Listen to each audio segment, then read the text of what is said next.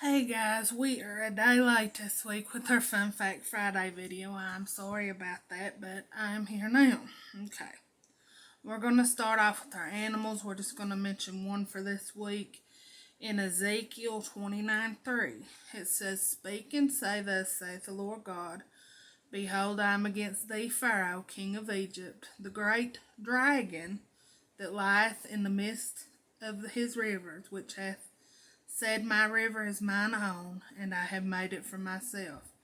In notes I've read it said it could have been a crocodile, but no one can be for sure. Okay. Now trees. The wormwood wasn't a tree, but it was a fun little fact I run upon, so we're going to go ahead and read it. In Jeremiah chapter 9, verse 15, "Therefore thus saith the Lord of hosts, the God of Israel, Behold, I will feed them, even this people, with wormwood, and give them water of gall to drink." Now, wormwood refers to a dark green oil produced by the plant, which was used to kill intestinal worms. In Revelations, it refers to water being turned into wormwood, which would have been bitter. Now, the cedar tree is a tree planted by God. It says in Psalm 104:16, "The trees of the Lord are full of sap, the cedars of Lebanon, which he hath planted." And in Isaiah 41:19 it says, "I will plant in the wilderness the cedar, the shittim tree, and the myrtle, and the oil tree. I will set in the desert the fir tree, and the pine, and the box tree together." Now I have marked some trees I thought we might not be sure what they were. Like the shittim tree, it's a tree was used for making various parts of the tabernacle. The myrtle tree is a small-leaved aromatic evergreen shrub native to the Mediterranean. The fig tree is an evergreen tree of beautiful appearance whose lofty height and dense foliage afford a spacious shelter and shade. And in Isaiah 55:13 it says, instead of the thorn shall come up the fir tree, and instead of the briar shall come up the myrtle tree. And it shall be to the Lord for a name, for an everlasting sign that shall not be cut off." Now I think what this verse is saying is that the curse will be lifted, thorns and briars will be done away with, and in their place will come things of beauty and strength. It's just another one of the amazing things God does. An oil tree. When it speaks of an oil tree, it says it was more than likely referring to the olive trees. And a box tree, well-known beautiful evergreen growing in many parts of Europe and Asia.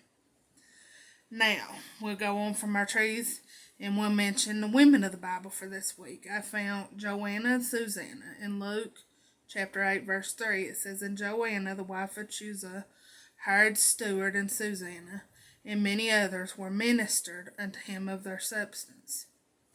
It mentions Tabitha in Acts chapter 9, verse 36. It says, "Now there was at Joppa a certain disciple named Tabitha, which by interpretation is called Dorcas. This woman was full of good works and alms deeds, which she did." Tabitha and Dorcas both mean gazelle. Tabitha was a skilled seamstress who had a wonderful reputation for doing good. It mentions Rhoda in Acts chapter 12, verse 13. It says, "And as Peter knocked at the door of the gate, a damsel came to hearken, named Rhoda." And then it mentions Lois and Eunice in 2 Timothy chapter 1, verse 5. It says, "When I call to remembrance the unfeigned faith that is in thee, which dwelt first in thy grandmother Lois and thy mother Eunice, and I am persuaded that in thee also." Now, we'll go on from there and mention some flowers in the Bible. And we're going to start with my favorite, which is lily. In Matthew chapter 6, verse 28, it says, "And why take ye thought of raiment? Consider the lilies of the field, how they grow. They toil not, neither do they spin." Now in Solomon 2, chapter 2, verse 1, it mentions lilies again, but it mentions rose. "I am the rose of Sharon and the lily of the valleys."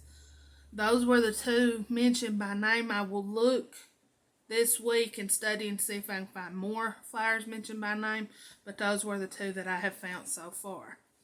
And our last little fun fact for this week. Did you know back in the Bible days, bread was always pulled apart with the hands and not cut with a knife? That's where the phrase to break bread comes from. I hope you all enjoyed this week's fun facts. I enjoyed studying them out and reading them to you. I will be back Tuesday with our Tuesday lesson. You all have a good weekend, and I love you, and I will see you Tuesday. Bye.